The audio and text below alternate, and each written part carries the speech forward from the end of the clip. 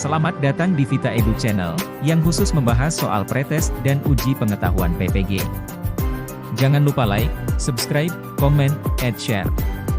Selamat menyaksikan. Baik, bismillahirrahmanirrahim. Assalamualaikum warahmatullahi wabarakatuh. Bapak, Ibu, terlihat di sini Bu Epa sama Bu Depi yang sudah bergabung ya. Selamat siang semuanya. Perkenalkan, nama saya Wina Romdani. Saat ini saya bertugas sebagai Kepala Sekolah di SD 2 Cipanas, Kecamatan Cisarua, Kabupaten Bandung Barat. Kebetulan saya bergabung atau mungkin ya dengan Pak Andri ya untuk di Vita Edu Scholar ini untuk belajar bersama dengan Bapak Ibu semua membahas soal-soal uji pengetahuan PPG gitu. Di sini saya sudah menyiapkan 20 soal seperti petunjuk Pak Andri gitu ya. Mudah-mudahan memang soal yang saya pilih ini sudah sesuai dengan kisi-kisi yang mungkin sudah Bapak Ibu terima juga gitu ya.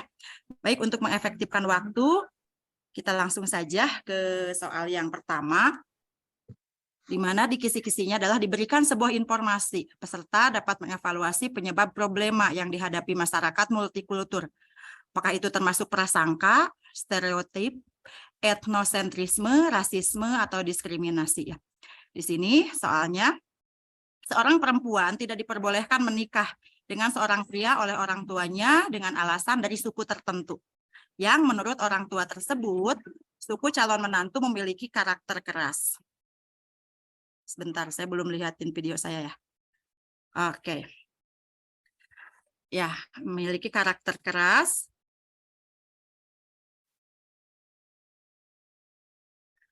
Dan memiliki budaya yang berbeda dengan sukunya. Sikap orang tua tersebut dilatar belakangi oleh, nah ini pilihannya, A. Prasangka, B. Rasisme, C. Diskriminasi, D. Etnosentrisme, atau E. Stereotip gitu ya.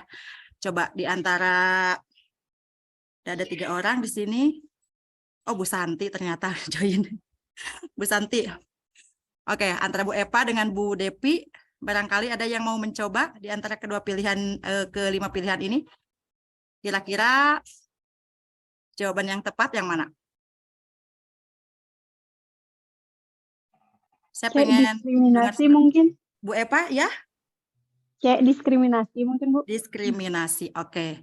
Nah, untuk lebih memastikan lagi, kita coba lihat pembahasannya ya. Di halaman berikutnya saya sudah menyiapkan pembahasannya. Nah, etnosentrisme itu adalah paham yang dianut kelompok atau suku bangsa yang menganggap lebih superior dibandingkan kelompok luar. Jadi merasa kalau sukunya dia itu lebih bagus gitu, lebih baik, lebih superior gitu dibandingkan dengan suku lainnya yang ada di luar gitu kan.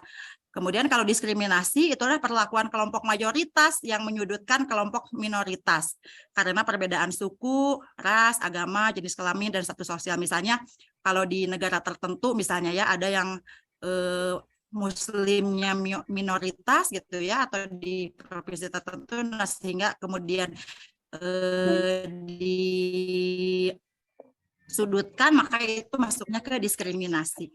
Kemudian ada stereotip, sesuai dengan makna bahasa Inggrisnya itu adalah penilaian atau anggapan terhadap maksud menyinggung. Contoh stereotip yang sering didengar adalah orang beretnis Tionghoa itu pelit misalnya ya, orang Batak itu kasar. Nah, itu masuknya itu stereotip gitu ya.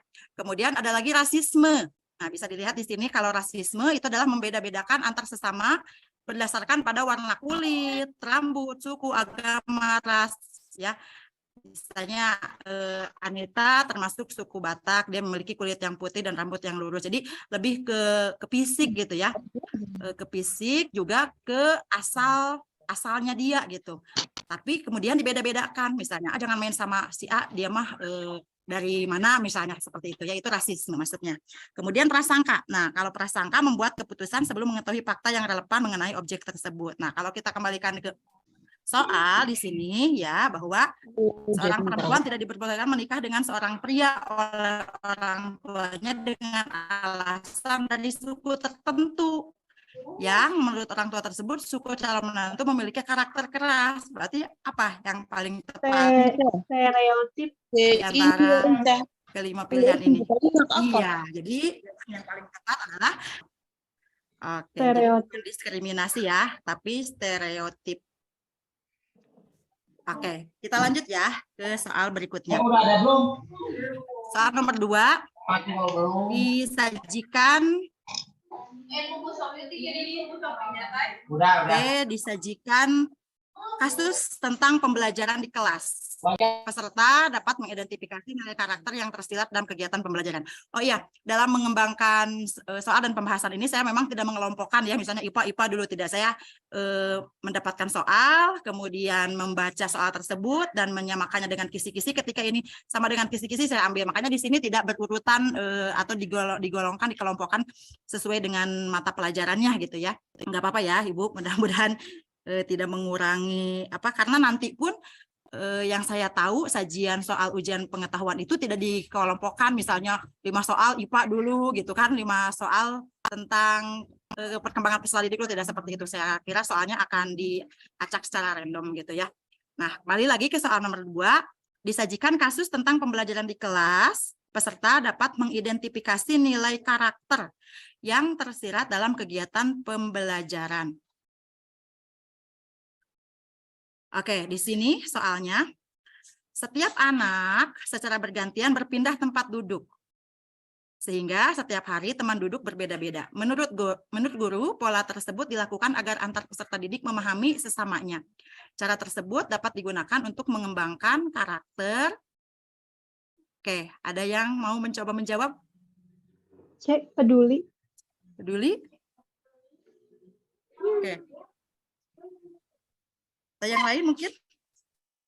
Nah, yang perlu diketahui dulu di sini bahwa karakter yang dimaksud ya ini adalah kaitannya dengan pendidikan penguatan karakter, di mana karakter yang dimaksud adalah mandiri gitu kan, kemudian nasionalis, gotong royong gitu ya.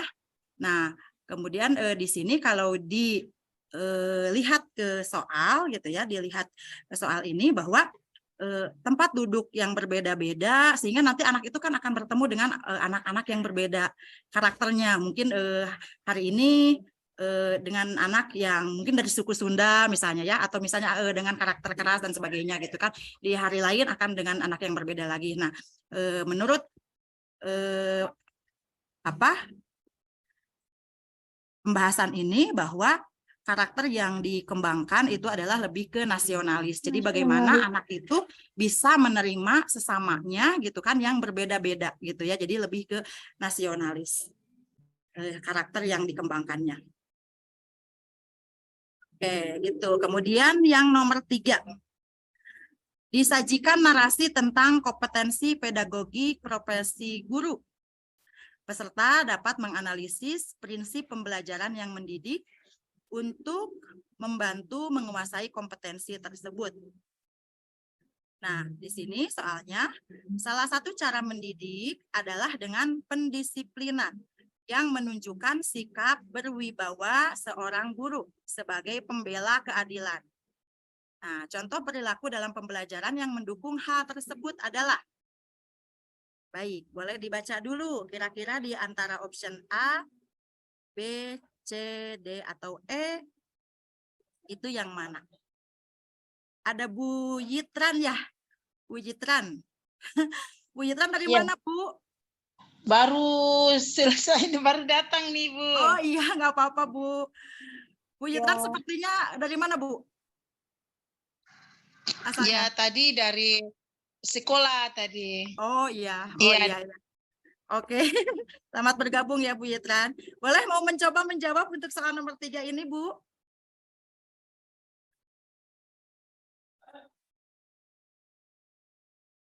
Oke, atau yang lainnya juga boleh?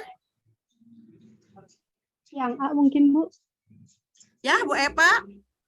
Yang A mungkin. Yang A, oke. Sepertinya saya setuju ya dengan jawaban dari Bu Epa, karena memang itu ya. Jadi ketika kita, apalagi sekarang gitu ya, di pendidikan kemarin yang baru saya lalui di pendidikan guru penggerak, mungkin ada di antara Bapak dan Ibu juga yang sudah menempuh ini gitu ya, bahwa untuk mendisiplinkan siswa itu lebih ke bagaimana siswa itu membuat keyakinan kelas gitu ya. Jadi tidak lagi bahwa apa sih tata tertib atau peraturan di kelas itu dibuat sepihak oleh guru gitu, tapi dibuat bersama-sama antara guru dengan peserta didik, sehingga peserta didik itu merasa bahwa ini yang mereka yakini gitu, ini yang mereka buat sendiri, yang kemudian harus mereka patuhi, mereka yang buatnya, mereka yang harus mematuhi. Jadi di sini membuat tata tertib kelas bersama peserta didik demi kebaikan bersama itu adalah jawaban yang paling tepat gitu ya untuk mendisiplinkan peserta didik gitu. Jadi gurunya lebih ke perannya itu jadi sebagai manajer gitu kan, berbeda dengan guru yang kemudian dalam tipe kepemimpinannya di dalam kelas itu yang otoriter, sehingga apa-apa selalu bersumber dari dia sebagai satu termasuk dalam menciptakan tata tertib gitu. Jadi yang paling tepat adalah membuat tata tertib kelas bersama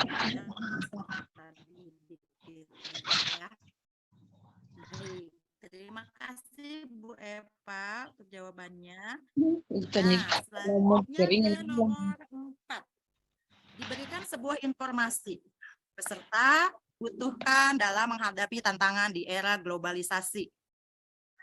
Oke. Nah, salah satu fungsi dari pendidikan adalah sosialisasi. Oke. Sosialisasi, mohon maaf, typo nih. Sosialisasi tersebut mencakup persiapan menjadi warga lokal, nasional, maupun global. Contoh tindakan guru dalam memanfaatkan segi positif dari globalisasi dalam rangka memperkuat jati diri bangsa Indonesia melalui kegiatan pembelajaran adalah, oke, boleh dilihat apakah A, menekuni warisan budaya bangsa Indonesia, B, guru menjadi inspirasi bagi peserta didik, kemudian C, menghindari produk-produk negara lain, kemudian D, memanfaatkan video di media sosial, atau E, menyelesaikan masalah berbasis data. Kita tahu bahwa globalisasi ini kan memiliki dampak positif dan negatif gitu ya. Nah, sekarang di sini lebih ke segi positifnya gitu. Dengan adanya globalisasi kan sekarang misalnya mudah sekali kita untuk mendapatkan berbagai informasi gitu ya. Dunia seperti tidak ada batasan. Ini kan kaitannya dengan perkembangan teknologi, informasi dan komunikasi, media sosial dan sebagainya gitu kan. Globalisasi itu kan. Nah, jadi dari kelima pilihan jawaban ini kira-kira yang paling tepat yang mana ya? Yang D. Ada yang mau? Oke, Bu Eva lagi boleh Bu Eva? D, memanfaatkan video di media sosial. Yang mana Bu Eva? Yang D, Bu. D. D. Ya. Oke, setuju. Memanfaatkan ya. video. Betul sekali ya Bu Eva. Jadi memanfaatkan video di media sosial. Tadi kan seperti saya sebutkan, salah satunya globalisasi ini adalah maraknya media sosial gitu kan. Mungkin media sosial ini membawa dampak negatif kalau memang kita tidak bisa memanfaatkannya. Kalau kita hanya justru melihat dari sisi-sisi negatifnya gitu ya. Misalnya jadi membuat kita malas ya. Di depan HP terus, main HP terus gitu. Tapi justru kalau misalnya kita bisa melihat sisi positifnya, video itu bukan tidak mungkin untuk kita manfaatkan sebagai media dalam pendidikan gitu ya. Di antaranya dengan memanfaatkan videonya. Bukan hanya untuk media kita mengajarkan kepada anak, kita juga bisa membuat video di media sosial ini sebagai wahana untuk anak, kemudian membuat menampilkan keterampilannya gitu kan. Misalnya membuat video ketika mereka sedang mewawancara, itu kan sudah termasuk memanfaatkan video di media sosial gitu ya. Baik, terima kasih Bu Eva. Lagi-lagi saya sependapat ya dengan Bu Eva bahwa memang jawaban yang tepat adalah D gitu ya. Oke. Baik, kita lanjut ke nomor 5 ya. Disajikan narasi tentang teori perkembangan peserta didik. Nah, ini mulai kita masuk ke teori perkembangan peserta didik ya. Nah, peserta dapat menentukan teori perkembangan apa yang sesuai. Biasanya ini soalnya itu disajikan berupa kasus-kasus. Nah, kebetulan untuk di soal nomor 5 ini Kasusnya adalah Natalia. Natalia itu adalah anak kelas 1 di sekolah dasar. Ia di kelas selalu ditunggui oleh ibunya. Setiap ibunya meninggalkan ruang kelas, Natalia langsung menangis, lari, dan menarik tangan ibunya, minta duduk di sebelahnya selama kegiatan belajar. Daripada Natalia tidak ikut pelajaran, maka gurunya mengizinkan ibunya berada di ruang kelas sampai selesai pelajaran, gitu kan? Gurunya udah ini nih, gitu kan? Udahlah Bu, nggak apa-apa, sok Ibu di dalam kelas aja, gitu kan? Daripada anaknya nggak belajar, mungkin Bapak dan Ibu ada yang pernah mengalami hal seperti itu. Di sini udah pada ngajar semua kan, Bapak Ibu? Iya. Oke, nah mungkin pernah mengalami ya, gitu, ada anaknya yang harus masih ditemani, ini biasanya untuk di kelas awal. Nah, kemudian ketika guru mengizinkan, udahlah Bu, silahkan aja gitu, daripada nanti Natalianya nggak belajar. Nah, ketika guru mengambil tindakan tersebut, sebenarnya dia itu sudah menerapkan teori apa sih gitu kan yang diterapkan oleh guru itu?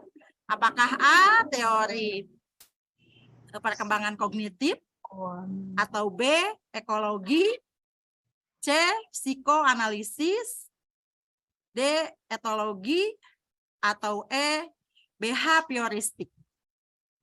Oke, ada yang mau mencoba menjawab?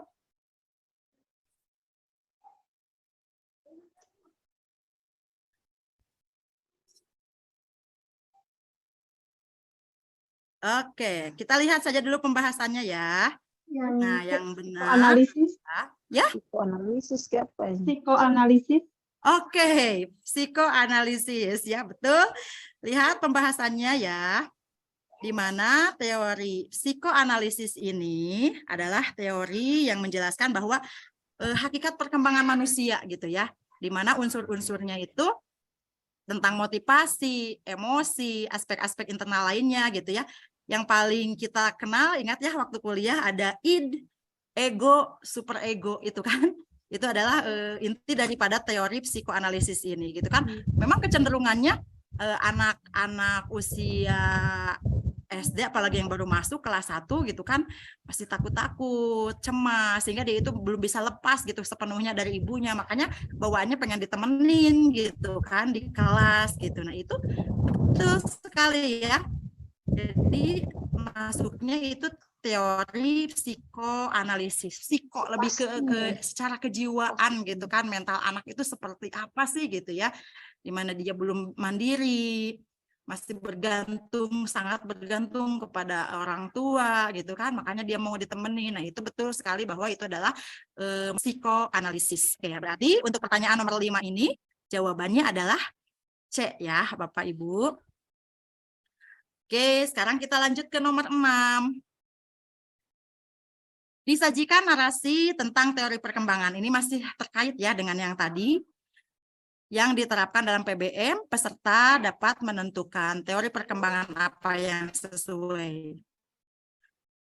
Oke, kalau ini disajikannya lebih ke berupa pernyataan di mana dalam proses belajar, seorang siswa belajar melalui rangsangan sederhana dan bersikap mekanis.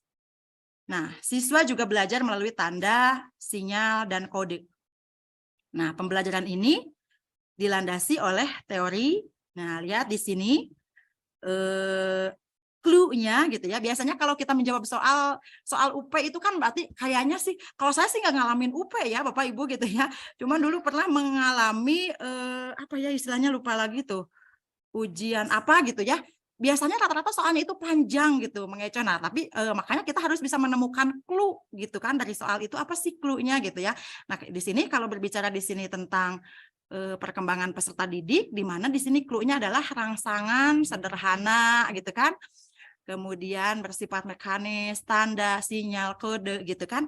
Nah, kira-kira ini teorinya siapa ya? Ada yang mau mencoba menjawab mungkin? Kognitif. Kognitif dari Jean Piaget. Oke, coba kita lihat ya. Kebetulan di sini saya sudah menyiapkan pembahasannya.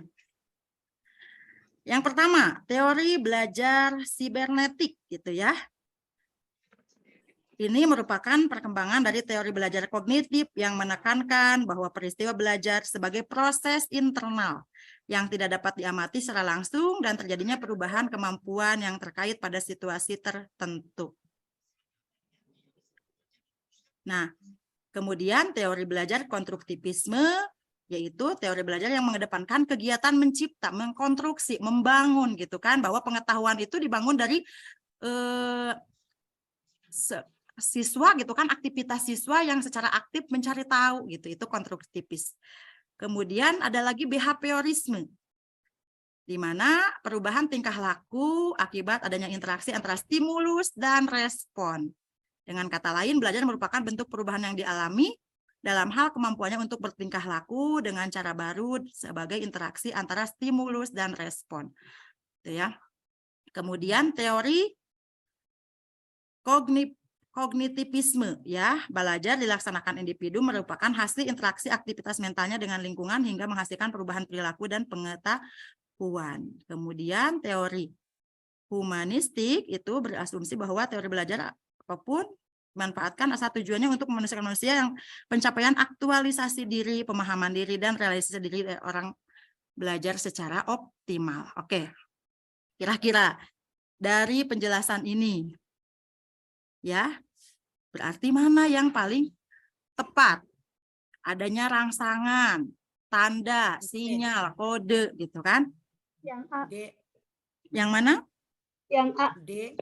Yang A, behavioristik dari Pavlov, ya. Oke, coba kita lihat. Oke, ada stimulus, ya. Stimulus respon, gitu ya.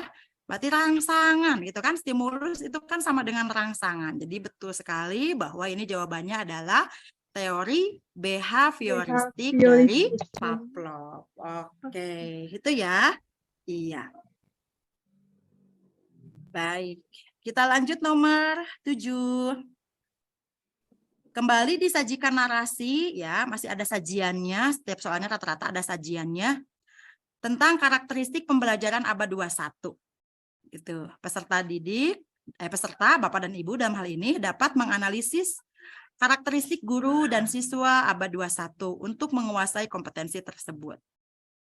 Nah, di sini saya mengambil soalnya adalah peserta didik sekolah dasar saat ini menghendaki kebebasan belajar. Nah, makanya dicanangkanlah Merdeka Belajar gitu ya oleh Mas Menteri. Karena memang pembelajarannya itu memang peserta didik sekarang itu udah nggak bisa gitu ya untuk diajari dengan gaya pembelajaran zaman dulu gitu ya. Menyukai hal baru yang praktis, tapi rentang perhatiannya pendek gitu ya.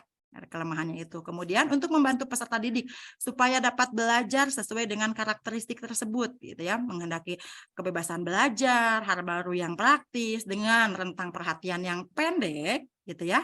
Maka tindakan apa nih yang tepat untuk dilakukan guru abad 21?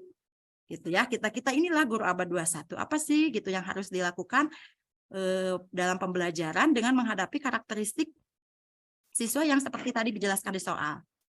Apakah A, proses pembelajaran guru dilakukan dengan mengemas materi ke dalam topik-topik kecil? Atau B, guru berupaya untuk mengganti buku cetak dengan buku elektronik? Atau C, menambah materi pembelajaran berupa bacaan agar peserta didik dapat membaca materi? D, guru mengurangi jam pelajaran dan tatap muka agar peserta didik dapat belajar di rumah? Atau E, model pembelajaran yang satu-satunya dilakukan oleh guru ketika peserta didik belajar adalah belajar penemuan? Oke, kira-kira yang mana?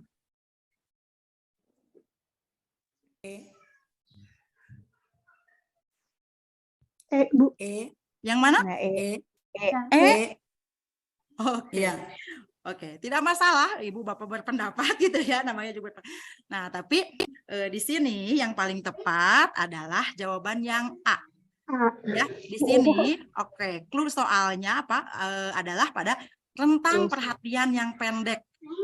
Ya, karena anak memiliki rentang perhatian yang pendek, ya guru kalau misalnya menjelaskan atau memberikan materi, membelajarkan anak itu dikemas ke dalam topik-topik yang kecil gitu. Jangan kemudian karena materinya banyak sehingga guru memfokuskan dirinya untuk menyampaikan materi tersebut, jatuhnya nanti guru melulu menggunakan metode ceramah gitu. Nah, tapi bagaimana si pembelajaran itu dikemas dalam topik kecil? Kemudian si topik kecil itu nanti dituangkan ke dalam, dirancang ke dalam suatu aktivitas gitu, aktivitas yang dilakukan langsung oleh siswa gitu ya. Jadi jawaban yang tepat untuk nomor 7 ini adalah proses pembelajaran guru dilakukan dengan mengemas materi ke dalam topik-topik kecil. Gitu. Ya. Di sini kenapa yang Oke, kita harus gitu kan sesekali mungkin menggunakan cara belajar dengan penemuan gitu ya, atau model apa istilahnya kalau penemuan itu? Ya. Nah, tapi bukan berarti itu satu-satunya kan gitu.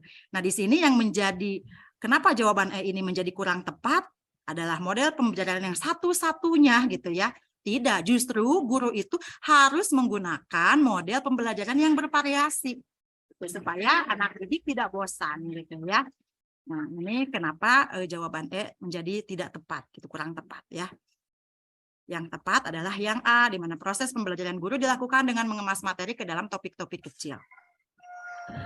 Baik, kita lanjut ke nomor 8 ya, Bapak Ibu.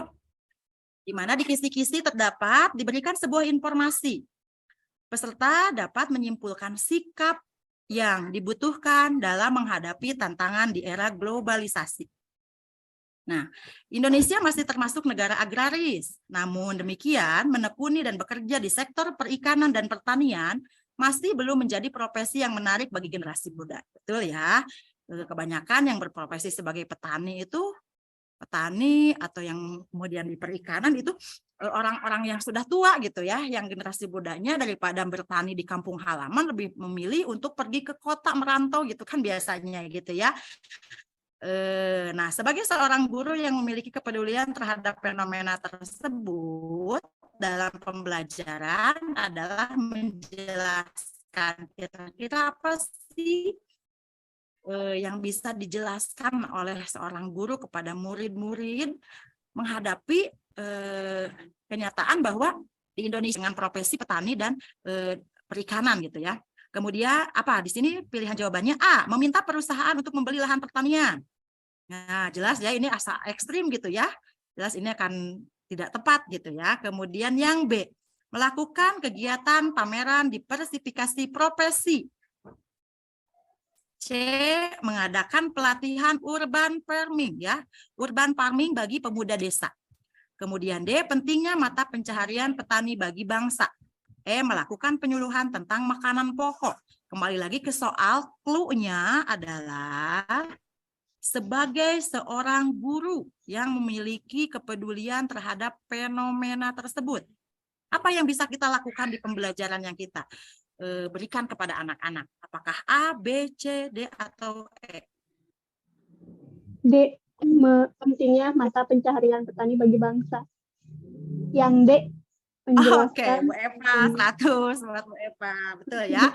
Saya juga setuju, memang itu jawabannya gitu ya. Jadi jelaskan gitu kan pentingnya mata pencaharian petani ini bagi bangsa gitu ke anak-anak biar anak-anak itu tahu oh iya ya gitu kan. Jadi jangan sampai mereka itu mengecilkan gitu, menganggap sepele profesi petani gitu kan. Sehingga mereka itu tidak mau gitu jadi petani, padahal kan kalau dengan gaya milenial ya gitu ya, petani juga bisa jadi seperti apa gitu ya, petani milenial gitu ya. Oke, betul ya, jawabannya yang paling tepat adalah yang D, pentingnya menjelaskan tentang pentingnya mata pencaharian petani bagi bangsa gitu. Karena kalau nanti semua orang nggak mau yang jadi ada yang mau jadi petani gitu kan, sementara makan masih beras gitu kan, gimana, repot gitu ya. Nah, jangan sampai ke sana ke anak didik kalau perlu gitu ya. Oke, kita lanjut ke nomor 9.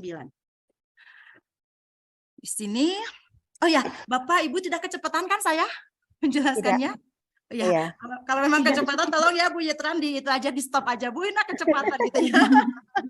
Kadang saya suka susah ngerem gitu kalau udah ngomong. Oke, kita lanjut nomor 9. Diberikan informasi, peserta dapat menilai penerapan nilai-nilai Pancasila sebagai dasar negara dan pandangan hidup bangsa. Ya, ini di apa nih? Bagaimana pemahaman kita, sejauh mana pemahaman kita tentang Pancasila gitu kan sebagai dasar negara juga sebagai pandangan hidup bangsa ini diuji nih di soal ini ya. Nilai-nilai Pancasila sebagai dasar negara dan pandangan hidup bangsa perlu diwujudkan dalam kehidupan sehari-hari.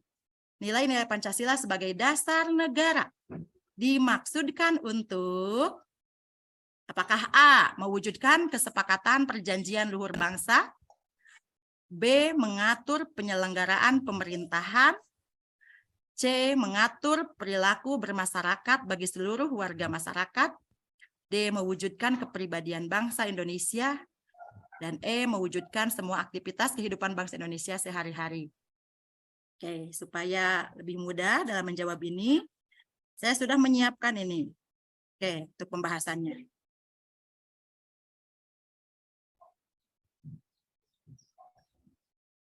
Nah, ini seperti pekerjaan menjodohkan ya, di mana Pancasila sebagai dasar negara ini paling atas, itu pengejawantahannya gitu kan, atau maknanya itu adalah untuk mengatur penyelenggaraan ketatanegaraan, gitu ya.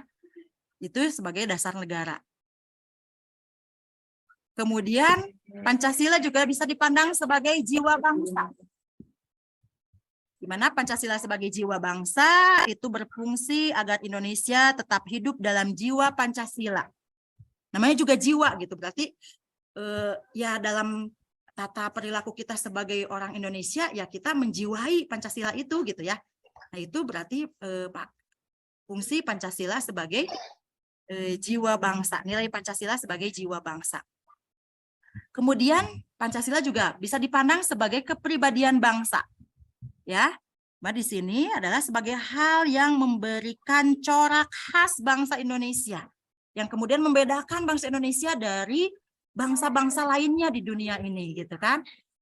Kita berbeda, kita unik, kepribadian kita seperti ini karena kita Indonesia, kita Pancasila, gitu kan ya? Nah, itu adalah nilai Pancasila sebagai kepribadian bangsa. Kemudian nilai Pancasila juga sebagai cita-cita, tujuan bangsa dan tujuan bangsa gitu ya, di mana di sini berfungsi untuk menciptakan masyarakat adil dan makmur gitu ya. Nah, Pancasila juga sebagai sumber dari segala sumber hukum, di mana berarti Pancasila itu sebagai sumber hukum yang mengatur segala hukum yang berlaku di Indonesia. Jadi apapun bentuk hukum atau produk hukum yang kemudian diciptakan dan terlahir di Indonesia itu tidak boleh bertentangan dengan Pancasila dan harus bersumber dari nilai-nilai luhur Pancasila. Itulah nilai Pancasila sebagai sumber dari segala sumber hukum. Kemudian Pancasila sebagai perjanjian luhur. Mana penjelasannya di sini adalah Pancasila merupakan hasil perjanjian masyarakat yang telah disepakati melalui sidang PPKI. Jadi kalau kita kan suka mengajarkan ya ke anak didik itu kan ada pelajarannya kelas berapa gitu ya, IPS kalau nggak salah, tentang bagaimana kelas 6 kalau nggak salah ya. Saya lupa, udah lama nggak ngajar gitu. Jadi bagaimana kita menjelaskan bahwa Pancasila itu perumusannya dulu itu tidak hanya sekedar terlahir begitu saja gitu kan, ada proses yang panjang gitu kan, di mana hasil pemikiran beberapa tokoh yang penting sebagai pendiri bangsa ini gitu kan. Nah itu kan bisa kita ajarkan juga ke anak, dan kita sebagai gurunya harus lebih memahami dong tentunya ini gitu ya, bagaimana nilai Pancasila itu sebagai perjanjian luhur.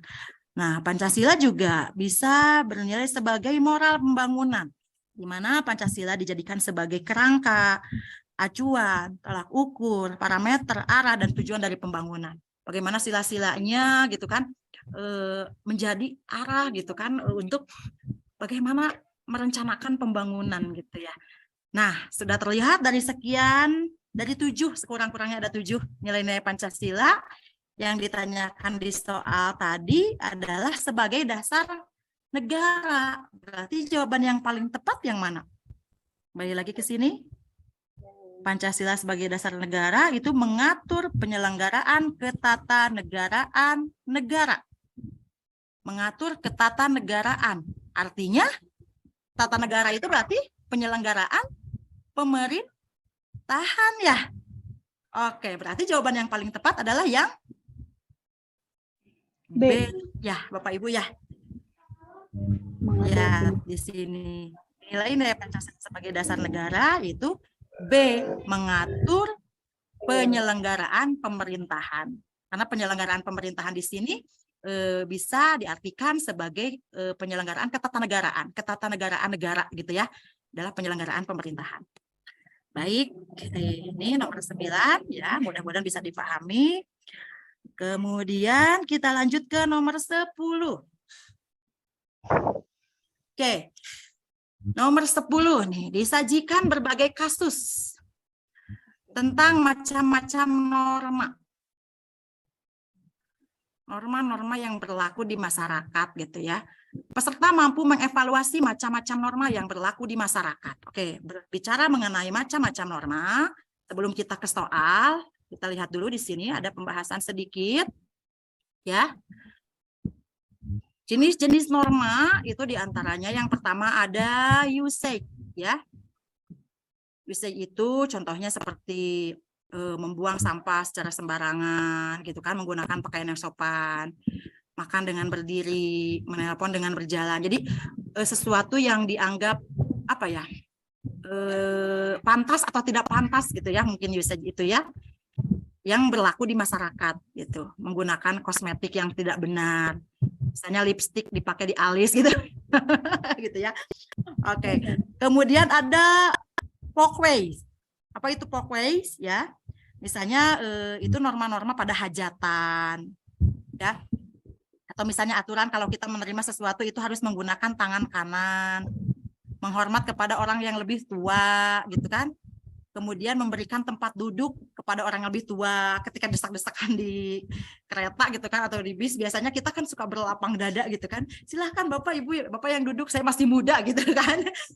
Oke, kemudian meminta izin kepada seseorang untuk masuk ke rumah. Nah, itu kan itu hampir berlaku gitu kan di setiap apa ya, di setiap lapisan masyarakat untuk suku apapun gitu ya, itu masuknya walkways gitu ya. Kemudian mores gitu ya. Mores itu adalah pakaian yang terlalu pendek, larangan untuk berzina, hal-hal seperti itu gitu ya. Tidak menggunakan narkoba, tidak melakukan pembunuhan, tidak melakukan meminum hal yang berbau alkohol. Jadi lebih ke hal-hal yang dianggap apa ya, tidak pantas gitu kan, larangan-larangan gitu kan, untuk mendekati hal-hal yang memang sejatinya itu adalah tidak pantas dan merugikan diri sendiri gitu. Kemudian ada lagi custom.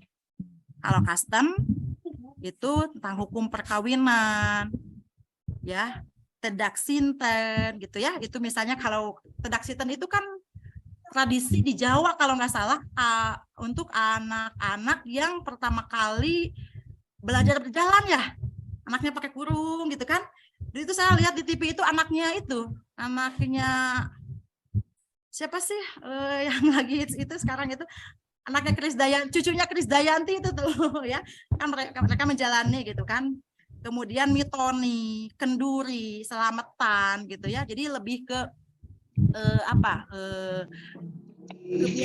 kebiasaan yang ada di masyarakat gitu ya, tapi khas gitu ya, khas. Kalau tidak sinten itu pasti di Jawa gitu ya.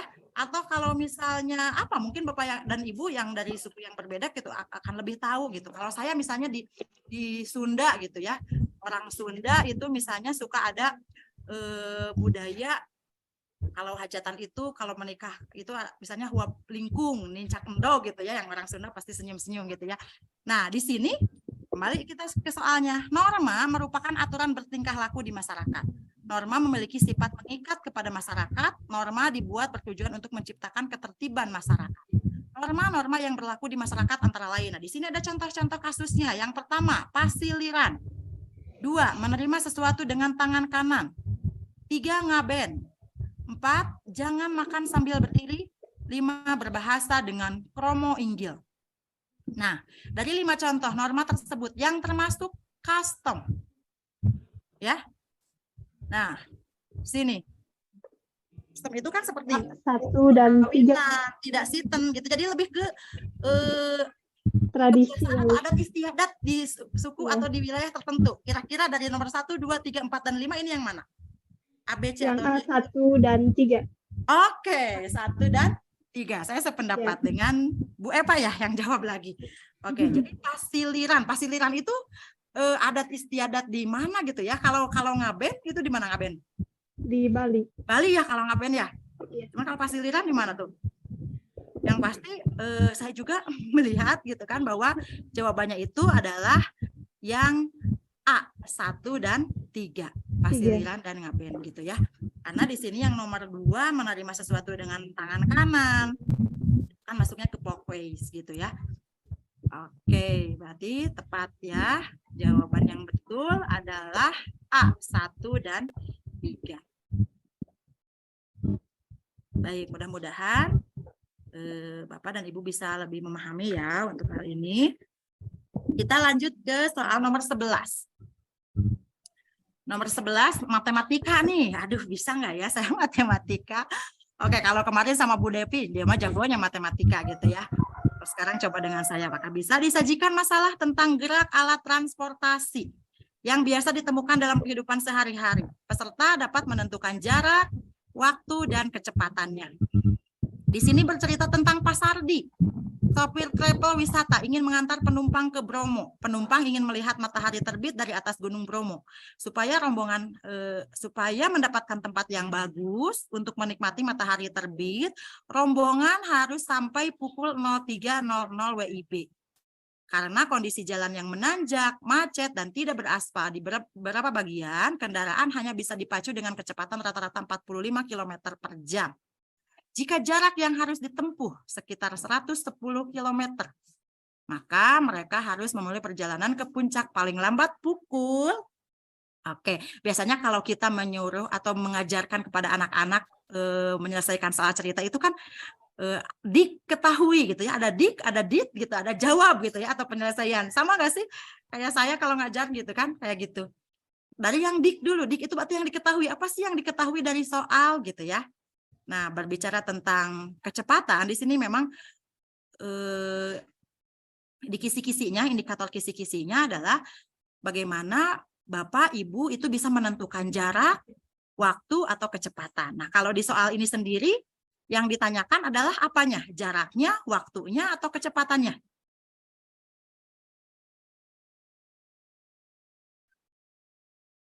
Pak, coba. Waktunya. Waktunya ya? Oke. Ya. Kalau waktu, berarti bagaimana rumusnya? Hubungannya dengan, kalau ditanya waktu, hubungannya dengan jarak dan kecepatan bagaimana? Hubungannya baik-baik saja, alhamdulillah gitu ya. Kalau hubungannya baik-baik saja, berarti kita nggak usah repot-repot mendamaikan gitu ya. Oke, bercanda biar nggak tegang ya. Hubungannya bukan baik-baik saja, tapi bagaimana hubungan matematisnya gitu ya, antara jarak dan kecepatan ketika kita mencari waktu. Oke, bagaimana mencari waktu ketika jarak dan kecepatannya diketahui? Oke, di soal ini untuk kecepatannya sendiri berapa? Ini kan soalnya cukup panjang gitu kan? Berapa kecepatannya ya, Bapak Ibu? Kecepatan rata-rata. Ya, kecepatan rata-ratanya berapa? 45 km per jam. Oke, 45 km per jam. Adapun jaraknya? 110 km.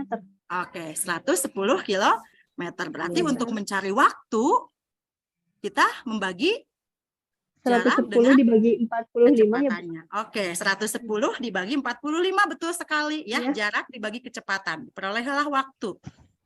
Berapa ya 110 bagi 45? 2,4. 2,4. Oke, berarti akan dibutuhkan waktu 2,4 jam. Ya, 2,4 jam. Nah, supaya di sini pertanyaannya, supaya si kendaraan itu mereka itu rombongan itu bisa sampai pukul 3, berarti mereka harus mulai perjalanan atau berangkat itu paling lambat pukul berapa? Itu ya. 00.30. Sampainya pengen pukul 3 nih. Lama perjalanannya 2 jam, 2,4 jam gitu. Berarti berangkatnya pukul berapa gitu kan? Jam berapa tadi udah ada yang menjawab? B 00.30. Oke. Tepat sekali. Nah, ini pembahasannya. Sebenarnya, nah ini jarak bagi kecepatan 110 bagi 45 2,44 gitu ya. 2 jam ditambah 0,44 jam. Berarti 2 jam yang 0,44-nya dikali 60 menit. 60 menit. Ya, berarti 26 menit. Jadi lama perjalanan atau waktu yang diperlukan untuk menempuh perjalanan itu adalah 2 jam 26 menit. Nah, karena kita ingin mencari waktu berangkat itu berarti waktu tiba dikurangi lama perjalanan. Jalan. Ya, waktu tibanya diharapkan nanti pukul 3 sudah sampai di sana gitu kan. Jadi 03.00 dikurangi 02.26. Ya, cara mengurangkan jam seperti ini pastilah Bapak dan Ibu sudah ahlinya gitu ya. Dikurangkan dari belakang dulu, dari menit dulu gitu ya. 0 dikurangi 26 nggak bisa Bu kalau anak-anak seperti itu kan. Iya, jadi pinjam. Tapi ingat kalau pinjamnya dalam jam, pinjamnya nggak jadi pinjam 1. Pinjam 1 itu 1 jam itu berarti sama dengan pinjam 60 menit. Jadi nanti di sini di 60 lah, oke ya. Nah, sebenarnya di sini hasil perhitungan kita akan jatuh di 00.0034 gitu ya. Tapi karena di opsi ini memang tidak ada gitu ya, yang 0034, berarti kita pilih opsi yang paling mendekati 030. Berarti jawaban yang tepat adalah B gitu ya. Yang paling tepat adalah B. 00.30 waktu Indonesia Barat gitu ya. Baik Bapak dan Ibu, matematika itu ya tentang kecepatan. Baik, kita beralih ke soal berikutnya nih yang ringan-ringan saja gitu ya. Dengan saya mah nggak bisa, kalau yang susah saya Bu gitu ya. Diberikan informasi tentang perkembangan penggunaan iptek.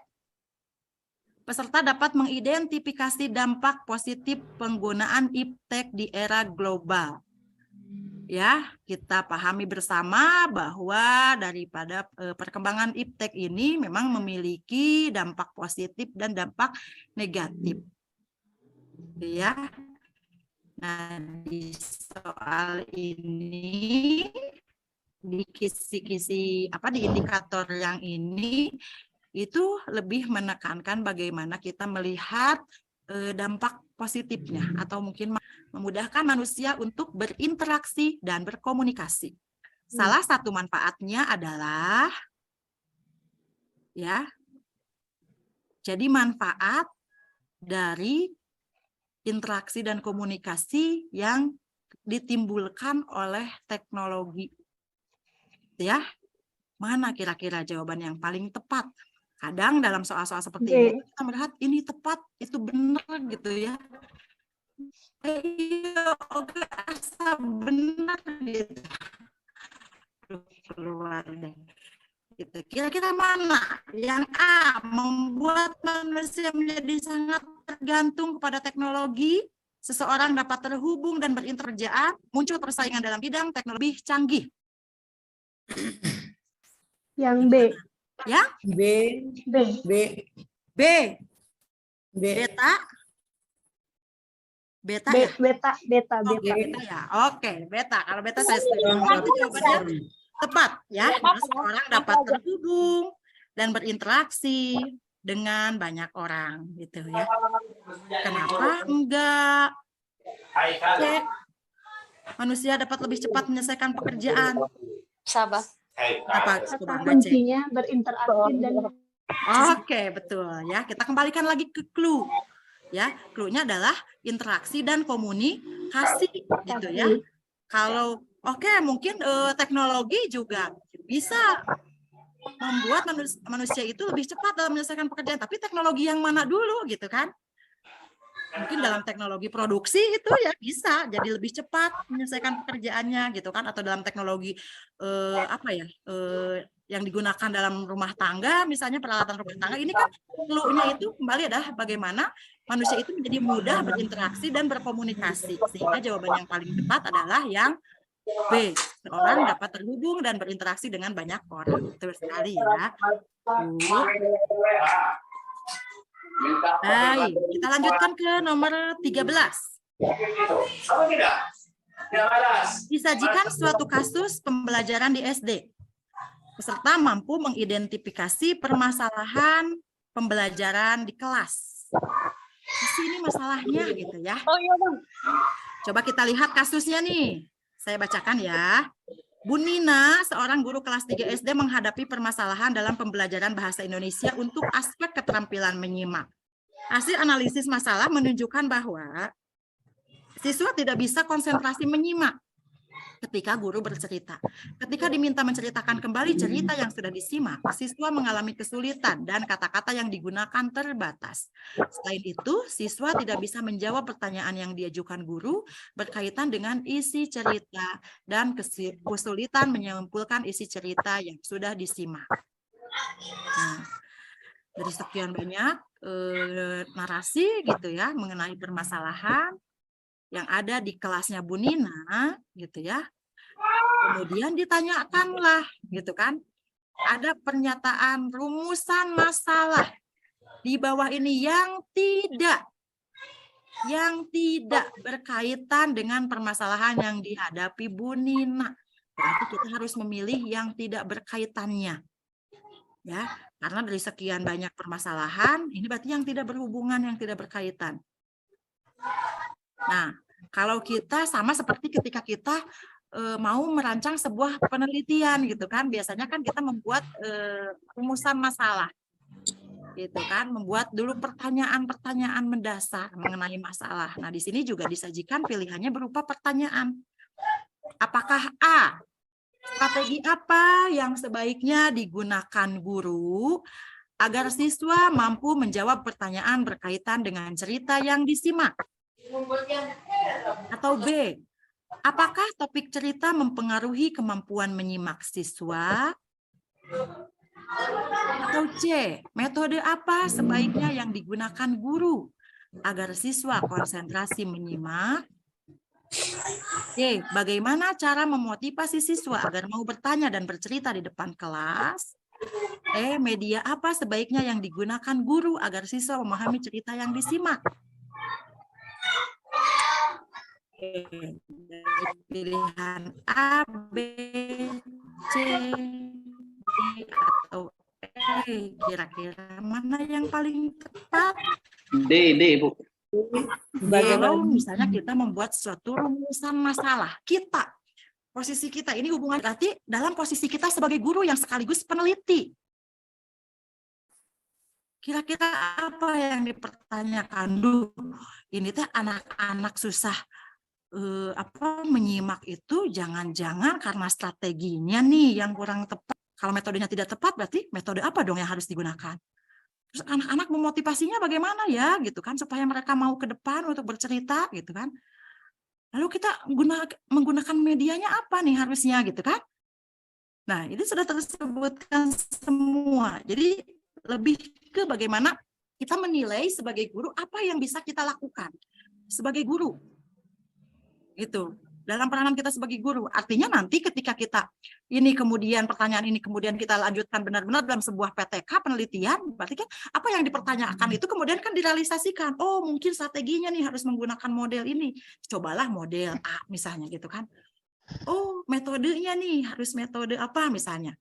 Jadi lebih ke di sisi pertanyaan yang memang nantinya itu akan bisa guru lakukan.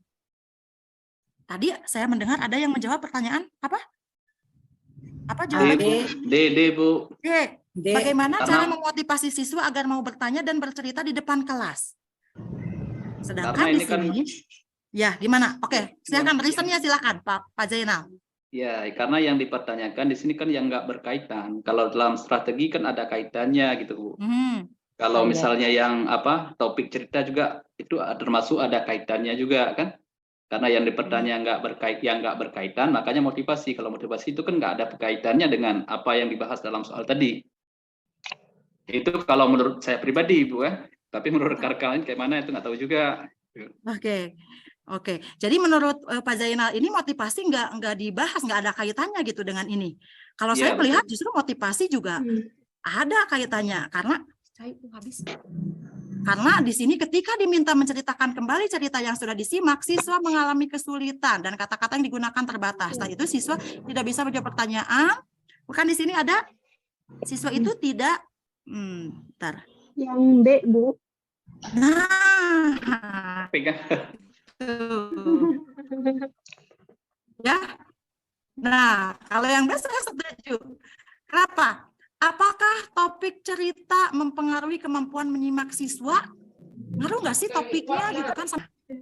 gitu. Jadi apa ya, tadi kalau misalnya mudahnya kita itu bisa melihat hal-hal apa saja, kemudian yang bisa kalau misalnya ini benar-benar penelitian kita nantinya, itu memang jadi suatu hal, suatu ranah yang memang bisa kita kendalikan, bisa kita lakukan, seperti strategi, itu kan bisa kita rancang nanti akan seperti apa, gitu ya. Kemudian metodenya seperti apa, motivasinya juga akan dirancang seperti apa, medianya akan seperti apa. Nah, makanya untuk yang B, apakah topik cerita mempengaruhi apakah gitu, dari pertanyaannya juga dia udah beda sendiri gitu ya. Kalau misalnya kita jeli melihat pilihan ini, kadang ada satu pernyataan di antara pilihan jawaban itu yang memang dia beda sendiri gitu di antara yang lainnya. Kalau yang akan strategi apa, kemudian metode apa, bagaimana cara motivasi gitu kan, media apa gitu ya. Jadi paling di sini pertanyaan yang agak berbeda itu antara yang B dengan yang D, di mana kata tanya itu ada di depan. Ya, tapi kalau yang D lebih saya lihat di sini masih ada kaitannya gitu kan, bagaimana cara memotivasi siswa agar mau bertanya dan bercerita di depan kelas gitu. Nah, maka yang tidak berkaitan dalam hal ini jawaban yang benar untuk pertanyaan ini adalah yang B. Apakah topik cerita mempengaruhi kemampuan menyimak siswa gitu ya, gitu. Jadi Pak Zainal, mudah-mudahan jadi sepakat ya Pak, yang paling tepat itu yang B. Oke. Baik, kita lanjut nomor 14. Aduh, ini saya tipe-tipe nih ngetiknya. Indikator ya, maksudnya indikator biasa dalam bahasa Indonesia. Diberikan indikator KD tentang pembelajaran tematik SD kelas rendah. Peserta dapat menyampaikan motivasi yang cocok ketika membuka pembelajaran. Nah, guru profesional harus tahu bagaimana membuka pembelajaran sehingga bisa memotivasi siswa gitu kan, bagaimana merancang kegiatan inti, bagaimana menutup pembelajaran supaya bermakna gitu kan ya. Nah, salah satu indikator pembelajaran di kelas 2 adalah menunjukkan sikap patuh. Ya ampun, ini saya banyak salah banget ngetiknya, mohon maaf ya Bapak Ibu. Sikap patuh ajaran agama yang dianut dalam kehidupan sehari-hari di sekolah. Motivasi yang dapat disampaikan di awal pelajaran. Nah, perlu dipahami dulu gitu kan, kita sebagai guru abad 21 bahwa pembukaan yang kita lakukan, pembukaan pembelajaran adalah harus pembukaan yang hangat gitu ya.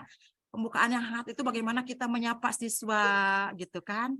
Kemudian sudah mulai melibatkan siswa untuk masuk gitu kan, untuk terlibat dalam pembelajaran. Nah, ini pemahaman kita akan hal itu akan sangat mempengaruhi sekali dalam kita memilih jawaban di soal UP ini.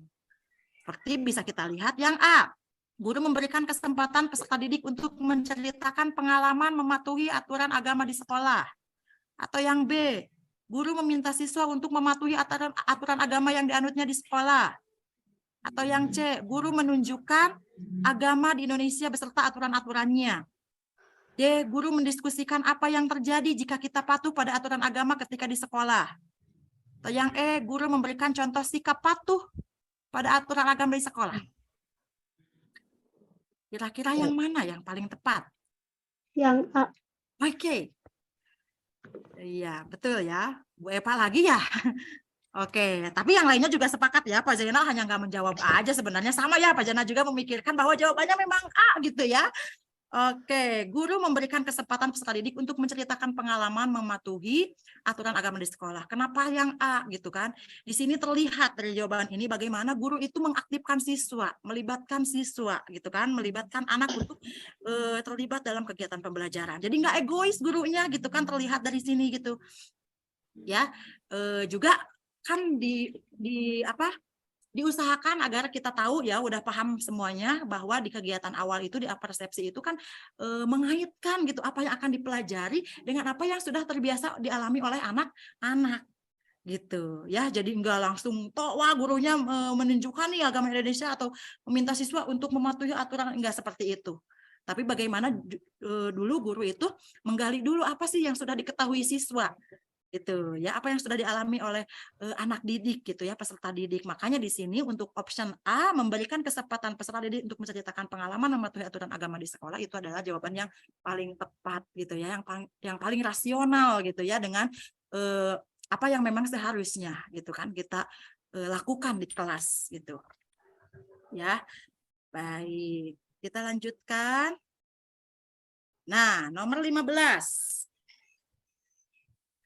Disajikan kasus tentang perilaku ekonomi. Perilaku ekonominya di sini dalam kurungnya produksi, karena ada juga yang konsumsi gitu ya. Produksi, peserta dapat memberikan contoh perilaku ekonomi produksi di masyarakat. Ya, jadi ini penekanannya, clue-nya itu pada kegiatan produksi. Kita tahu bahwa kegiatan ekonomi di masyarakat itu ya terdiri dari berapa? Pak Zainal? Kegiatan ekonomi itu ada berapa ya? Ada 3. Ada berapa?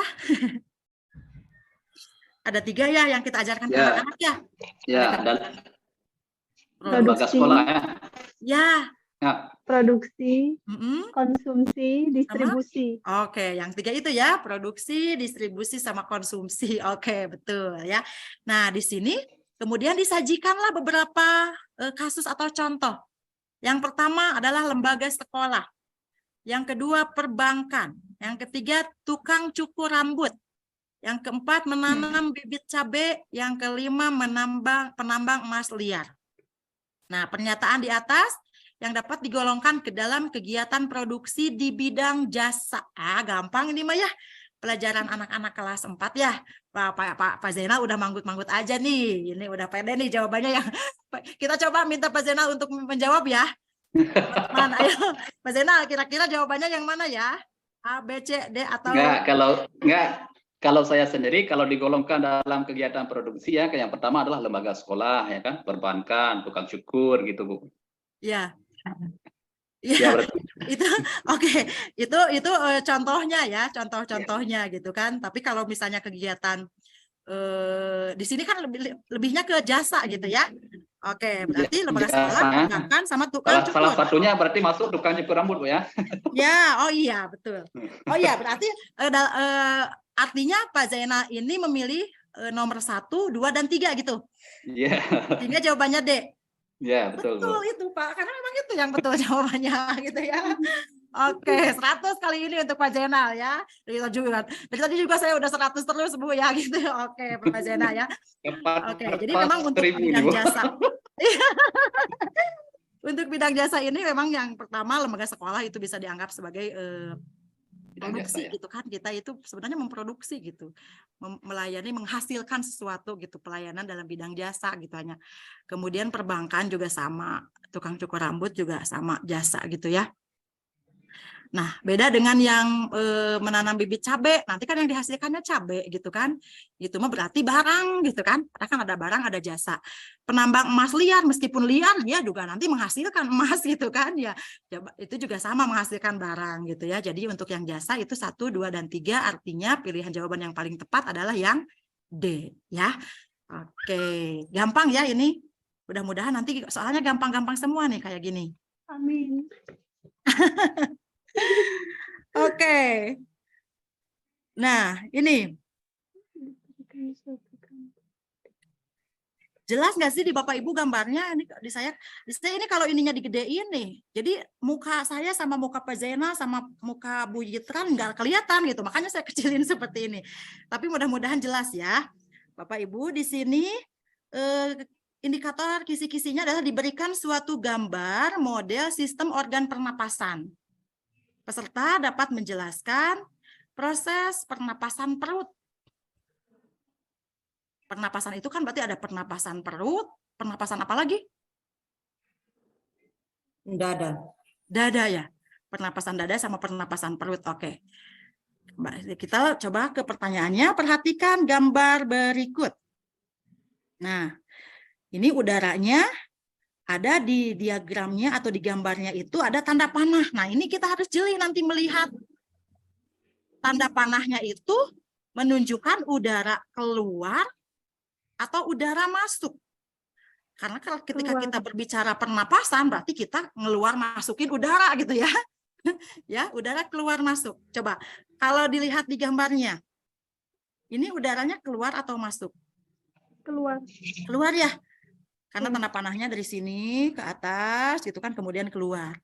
Nah, supaya lebih Jadi ini takut saya juga untuk salah menjawab nantinya menjelaskan. Di sini kebetulan sudah ada pembahasannya nih. Ya. Tadi saya katakan bahwa dalam bernapas itu mekanisme pernapasan perut itu ada 2 fase, ya. Fase inspirasi ya. Proses ketika kita menghirup udara. Itu fase inspirasi. Ada fase ekspirasi ketika kita mengeluarkan udara keluar, menghembuskan napas. Berarti inspirasi itu ketika kita menghirup napas, gitu ya. Dan ekspirasi itu ketika kita mengeluarkan napas, gitu ya. Nah, di sini ada fasenya atau apa sih yang terjadi ketika fase inspirasi. Yang pertama, otot diafragma mendatar karena berkontraksi. Kemudian yang kedua, rongga dada membesar. Yang ketiga, tekanan dalam paru-paru kecil. Gitu ya. Kadang terasa kalau kita sedang menghirup udara itu kan paru-paru kita itu seperti mengempis gitu ya. Karena sedang menghirup gitu. Kalau kita kan suka membuat alat peraga gitu ya, ke anak-anak itu kan pakai apa? Yang pakai sedotan sama apa sih? Itu ya, pernah ya mungkin Bapak dan Ibu. Kemudian udara dari luar masuk. Kan namanya juga inspirasi, menghirup napas gitu ya. Nah, berbeda dengan fase ekspirasi. Nah, ekspirasi ini yang sesuai dengan gambar di mana kita mengeluarkan atau menghembuskan napas sehingga udara keluar. Yang pertama, otot diafragma melengkung atau berelaksasi.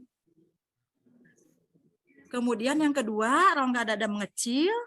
Yang ketiga, tekanan dalam paru-paru membesar. Dan yang keempat, udara keluar dari paru-paru. Oke, kita lihat pilihan jawaban yang paling tepat. Di sini sudah terlihat clue-nya. Otot diafragma melengkung atau berelaksasi. Jadi diafragmanya berelaksasi. Mana ya? Kita cari yang diafragmanya berelaksasi. C. Yang mana? Yang C. Oke, yang C, otot tulang dada relaksasi, diafragma melengkung ke atas, volume rongga dada mengecil, tekanan di rongga dada besar. Oke, tekanan dalam paru-paru. Oke. Yang tepat jawabannya adalah yang C ya. Otot tulang dada, ini banyak tipe-tipe, mohon maaf sekali. Otot tulang dada relaksasi, diafragma melengkung ke atas, volume rongga dada mengecil, tekanan di rongga dada besar. Berarti betul sekali jawabannya adalah yang C ya. Nah, ini pembahasannya ya. Oke, karena rongga dada mengecil dan tekanan dalam paru-paru itu membesar ya. Tuh, jawabannya adalah yang C. Baik, kita lanjut ke nomor 17. Nomor 17, indikatornya disajikan narasi tentang kompetensi guru SD yang profesional. Peserta dapat menganalisis persyaratan, kualifikasi, dan kompetensi guru SD yang profesional. Nah, ini nanti biasanya lebih ke bagaimana tindakan guru di kelas sesuai dengan narasi gitu ya, yang paling tepat gitu ya. Yang pasti kita memahami bahwa ada sedikitnya 4 kompetensi, masih sama sih, enggak sih 4 ya? Belum ganti kan regulasinya, masih ada 4 kompetensi yang harus dikuasai oleh guru sebagai guru profesional gitu kan ya. Pertama kompetensi pedagogik gitu kan. Kemudian kompetensi apa lagi? Kepribadian, ya. Kompetensi apa lagi? Kompetensi profesional dan kompetensi sosial gitu ya. Nah, sekarang di sini seorang guru merencanakan studi lapangan ke sungai guna memperdalam materi yang bertemakan lingkungan. Wah, ya. Namun di pagi harinya hujan amat deras dan sungai tersebut kemungkinan besar banjir. Waduh, bahaya nih buat anak-anak gitu kan. Kalau sungainya banjir, jangan main dekat sungai anak-anak gitu kan. Nah, kita langsung harus sense-nya itu harus langsung ke sana. Aduh, wah berarti bahaya nih buat anak. Kalau misalnya kondisi sungai banjir, kita mau melakukan studi lapangan ke sungai gitu ya. Nah, berdasarkan situasi tersebut, tindakan yang akan dilakukan guru. Kira-kira apa ya ketika menghadap, udah direncanakan nih anak-anak besok kita main ke sungai ya, kita belajar di dekat sungai gitu ya.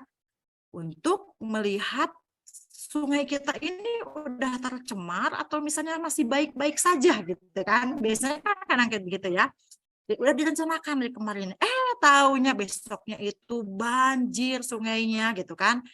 Nah, kira-kira apa yang paling tepat untuk dilakukan oleh seorang guru profesional? Ini perannya profesional ya. Gitu. Jadi kita harus memilih mencari jawaban dengan kondisi terideal sebagai seorang guru profesional. Nah, kalau misalnya udah anak-anak karena banjir hari ini kita nggak jadi ya jalan-jalan ke sungai gitu kan. Kira-kira kalau guru yang seperti itu bisa dikategorikan guru profesional tidak? Nanti anak-anaknya ya ibu gitu kan, pasti kecewa gitu kan. Nah, kira-kira apa? Di antara pilihan A, memindahkan studi lapangan ke lingkungan alam tempat lain, atau B, melakukan revisi rencana pembelajaran pada pembelajaran berikutnya, anak-anak diundur ya gitu kan ke sungainya gitu kan. Apakah seperti itu? Atau C, pemodelan yang disiapkan sebagai pendamping kegiatan lapangan. D, tetap melakukan kegiatan sebab sudah direncanakan dengan baik, atau E, melaksanakan kegiatan dengan menambah protokol keamanan. Ini D dengan E mirip ya jawabannya. Ya udahlah apapun yang terjadi kan ini udah direncanakan gitu kan. Tetap akan kita laksanakan, tapi anak-anak hati-hati ya, awas nanti gitu kan. Apakah seperti itu gitu kan? Atau yang mana kira-kira? Ada yang mau menjawab, membantu saya menjawab? Ayo dong. Ya? Yang A mungkin, Bu. Yang A. Memindahkan studi lapangan ke lingkungan alam di tempat lain. Artinya kita pergi ke tempat yang nyari sungai yang lain gitu. Yang lebih aman. Yang lain belum tentu banjir gitu. Gimana dong? Kalau menurut saya itu kurang tepat untuk C ya, Bu. C ya. Ya. C. Yang mana? Yang C. Oke, ya. C, pemodelan yang disiapkan gitu kan. Sebagai pendamping kegiatan lapangan anak-anak, karena hari ini ternyata sungainya banjir, tadi malam hujan lebat, ibu khawatir kalau misalnya kita ke sungai, nanti kalian ada yang kepleset gitu kan, amit gitu ya. Nah tapi kalian jangan khawatir anak-anak, ibu nih udah menyiapkan, ini ada video gitu kan, ada video, yang di video ini juga kalian tetap bisa melihat sungai gitu kan, bisa seperti itu, bisa gitu kan. Jadi yang awalnya kita bisa mau melihat sungai yang real gitu kan, kemudian kita gantikan dengan model sungai. Model sungai itu kan bukan berarti kita harus membuat sungai, bukan gitu ya. Tapi misalnya kita bisa membuat atau menyajikan video tentang sungai gitu, yang ada sungainya. Nanti disamakan lagi gitu kan. Ini tentang apa sih yang mau kita cari, yang mau kita pelajari dari sungai gitu gitu. Jadi yang itu yang paling tepat itu adalah yang C.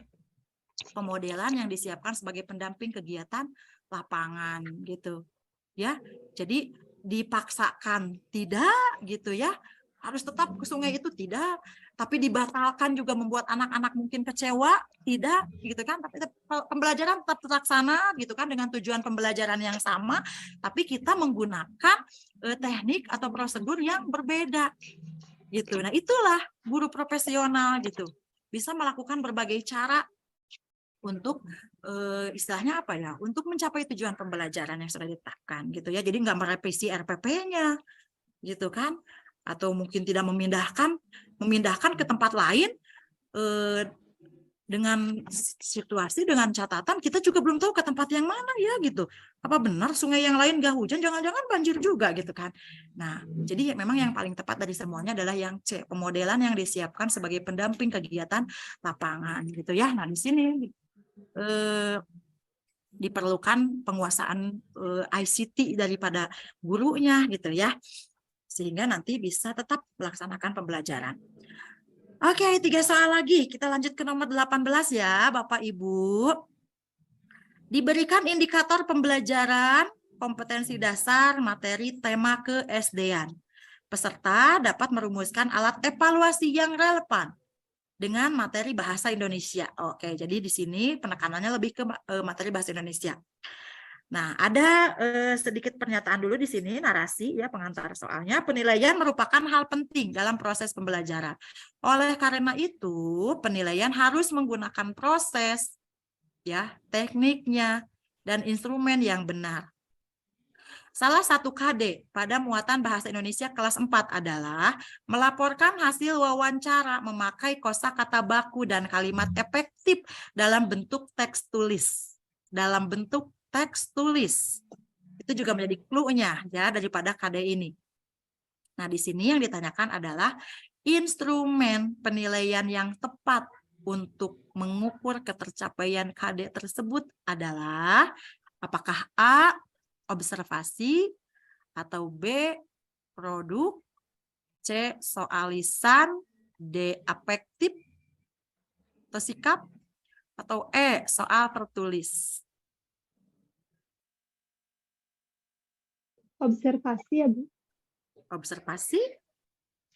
Oke, menurut Bu Eva, observasi. Barangkali ada jawaban yang lain, pendapat lain dari teman-teman yang lain? Produk. Apa? Produk. Produk. Ini Ibu atau Bapak Poni ya? Mohon maaf saya enggak kelihatan. Bapak ya? Ibu. Oh Ibu, maaf, mohon maaf Ibu. Bu Poni menjawab Paruh. produk. Oke, kayaknya yang lebih tepat adalah jawaban Bu Poni deh, gitu ya.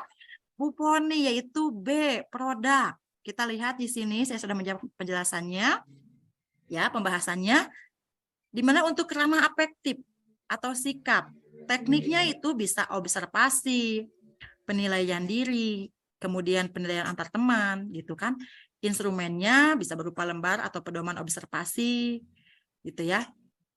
Nah, kalau kognitif itu berupa tes tertulis, tes lisan, penugasan.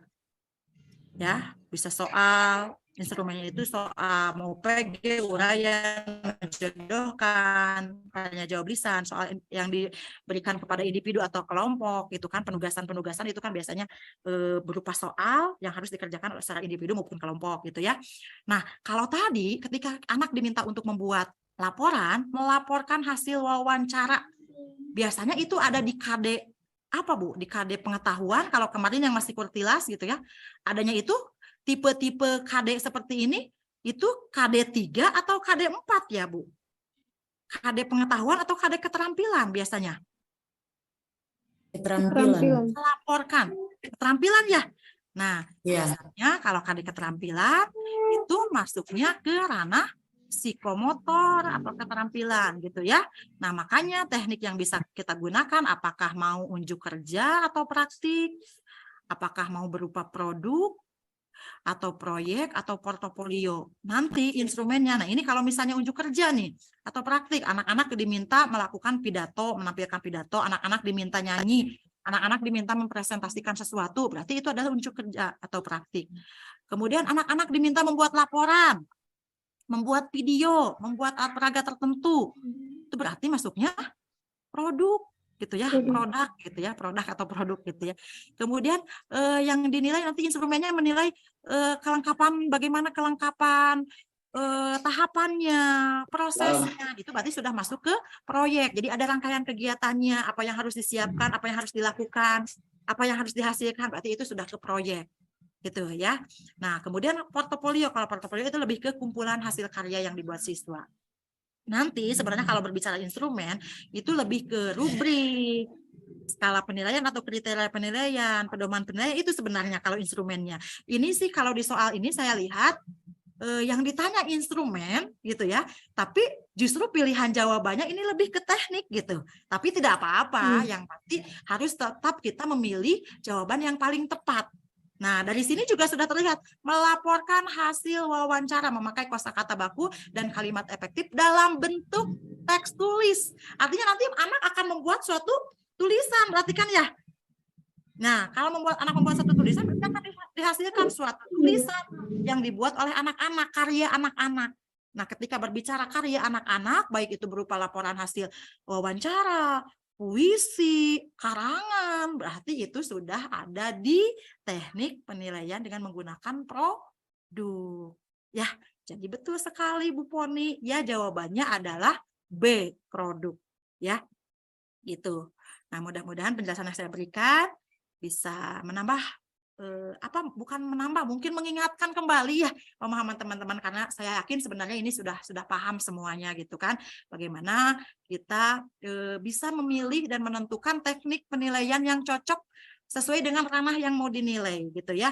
Jangan sampai kita mau menilai sikap gitu kan, tapi kemudian kita memberikan pertanyaan gitu ya, yang itu kurang relevan, pertanyaan tes gitu ya.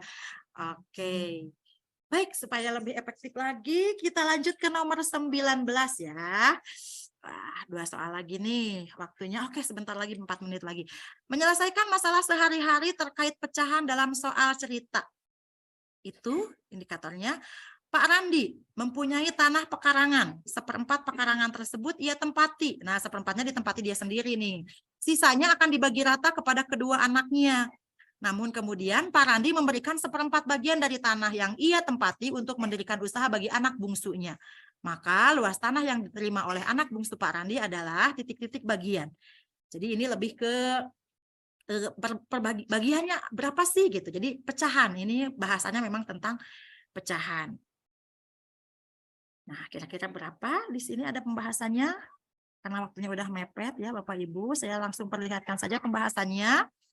Nah, kalau kita berbicara pecahan, maka keseluruhan luas tanah Pak Randi itu bisa dianggap sebagai satu. Itu kan? Satu bagian. Bukan satu bagian. Ya, satu. Keseluruhan itu. Kan kalau kita berbicara pecahan, berarti kan sudah terpecah-pecah gitu kan. Nah, kalau keseluruhannya dari pecahan-pecahan itu adalah satu gitu ya. Nah, dalam hal ini, tanah Pak Randi itu adalah satu. Ditempati 1/4. Ya. Artinya sisa tanah Pak Randi untuk kedua anaknya itu ya 1 dikurangi 1/4. Maka 3/4 bagian lah untuk kedua anaknya. Berarti bagian masing-masing anak, ini bagian masing-masing anak berarti 3/4 dibagi 2. Ya, 3/4 dibagi 2 sama dengan 3/8. Kita suka mengajarkan kan kepada anak didik gitu kan.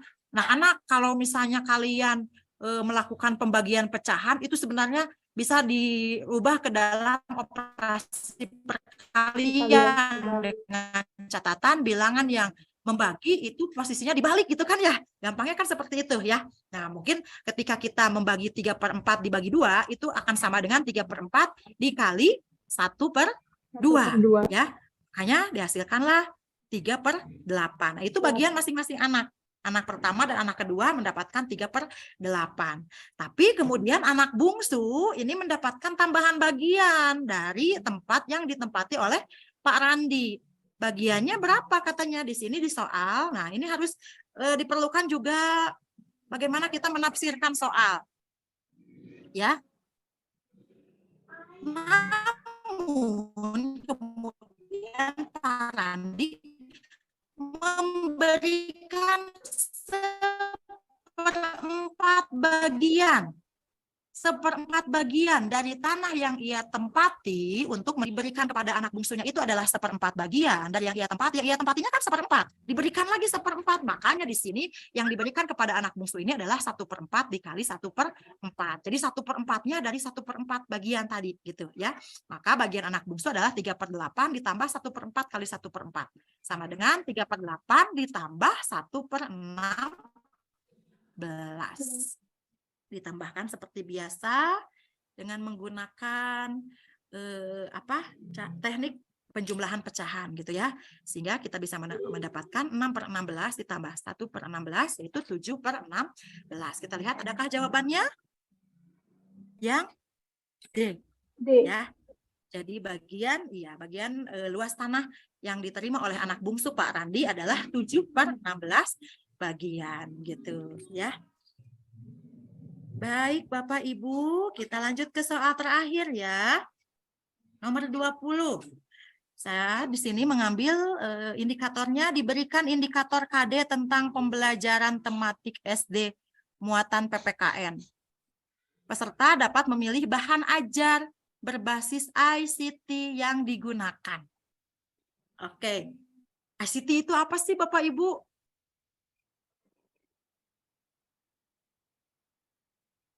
Bahan ajarnya harus berbasis ICT, kata di kisi-kisinya gitu kan. bukan kata saya, kan tadi kisi-kisinya gitu. ICT itu apa? Bu Poni nih udah senyum-senyum aja nih. Mau jawab dong, Bu Poni, ICT itu apa sih? Kasih tahu saya dong. Yang berhubungan dengan alat elektronik. Oke, Tentunya berhubungan HP, dengan alat elektronik. Oke.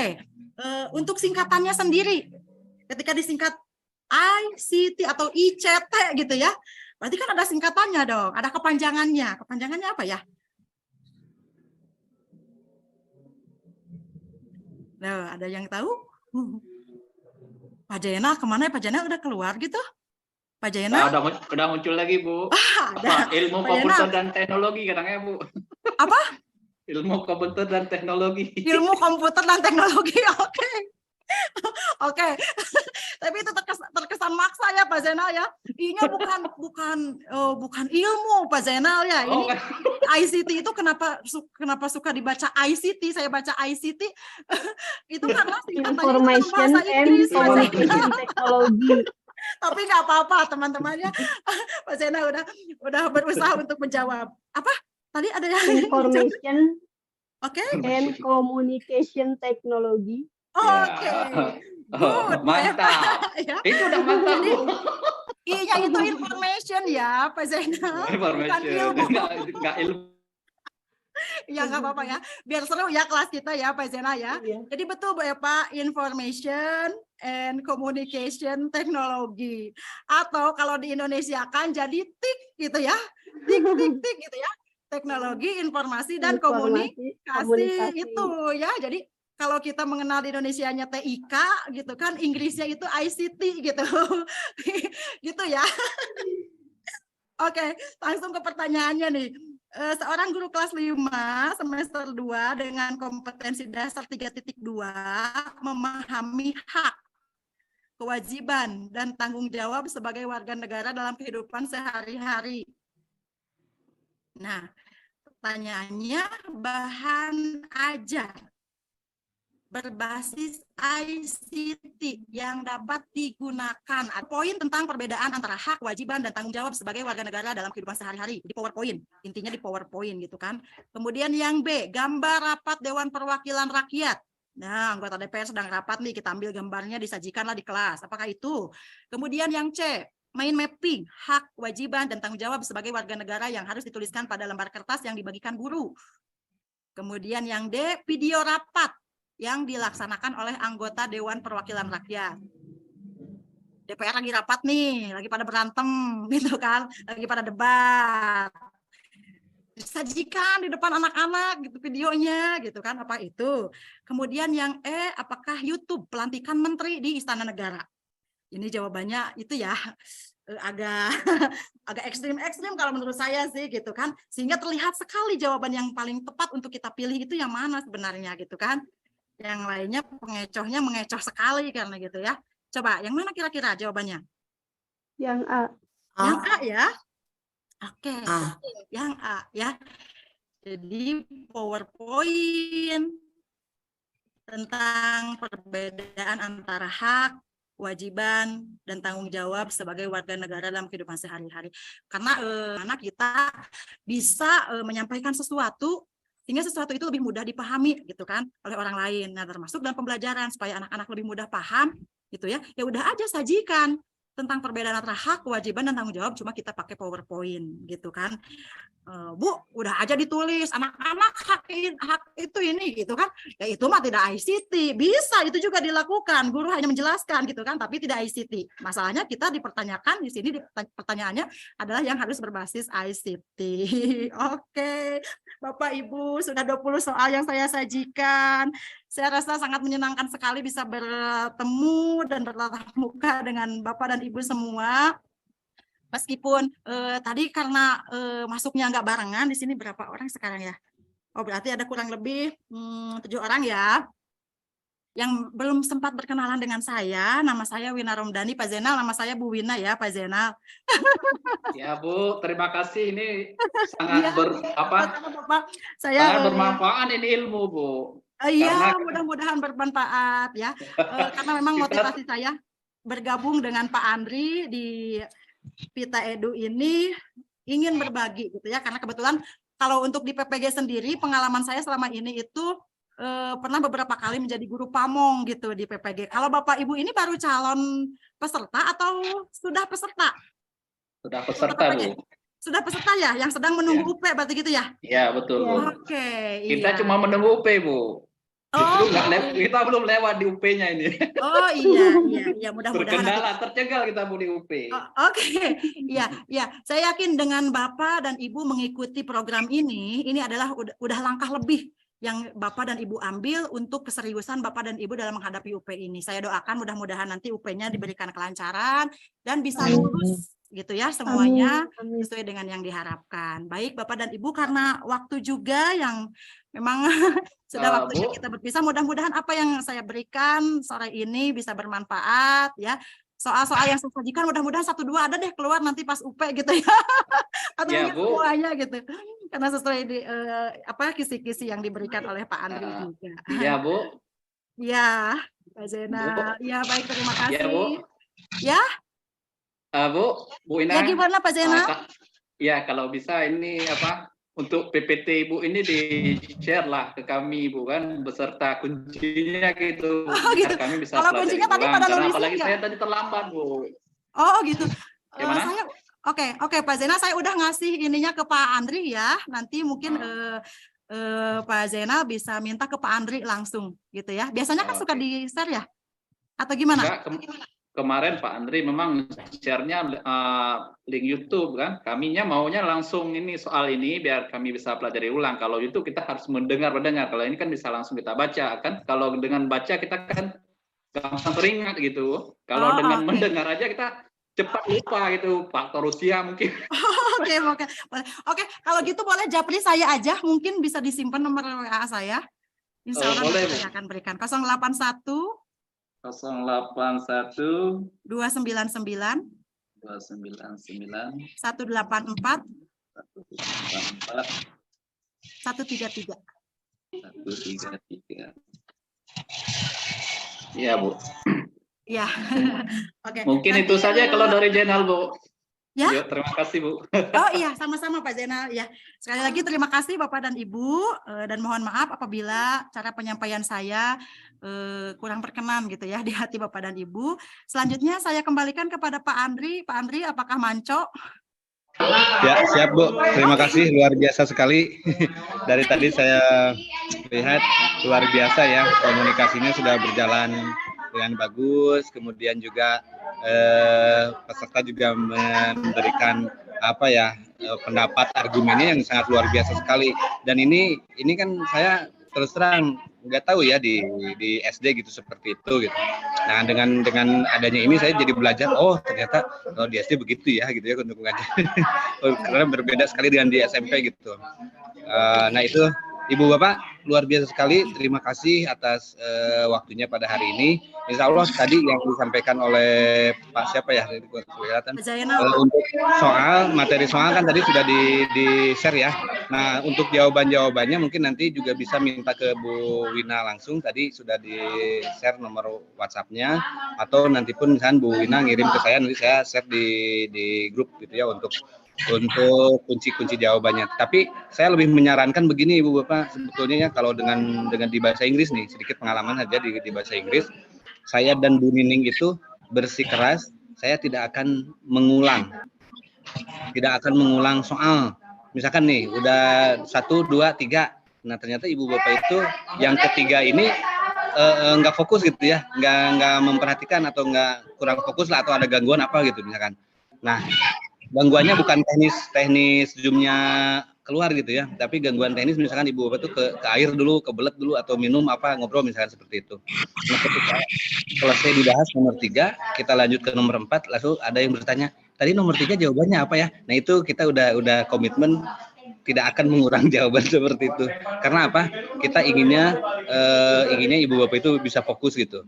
Bisa fokus, jadi oh iya nanti lebih memahami dengan sendirinya gitu ya, seperti itu. Walaupun nanti pada akhirnya mah tetap kita kasih tahu juga, ini Pak, ini kunci jawabannya ini kita kirim di grup, ini semua di file-filenya itu seperti itu. Itu mungkin ini hanya tips-tips saja ya, tips yang pernah dialami oleh saya dan oleh Bu Wina juga. Mungkin nanti itu kita akan sering-sering berbagi juga. Nah itu yuk Ibu Bapak sekalian, terima kasih untuk perhatiannya dan untuk pertemuannya pada kesempatan siang hari ini. Mohon maaf apabila ada kekurangan. Kalaupun ada kekurangan, ada keinginan seperti apa, silakan sampaikan di grup kepada saya. Nanti saya bisa nyampaikan langsung kepada para pemateri. Ini untuk pertemuan berikutnya ingin begini misalnya. Mudah-mudahan kami bisa membantu Ibu Bapak untuk belajar dan untuk harapannya nanti untuk lulus UP itu bisa tercapai. Terima kasih. Assalamualaikum warahmatullahi wabarakatuh. Waalaikumsalam warahmatullahi wabarakatuh. Pak Bapak. Ya.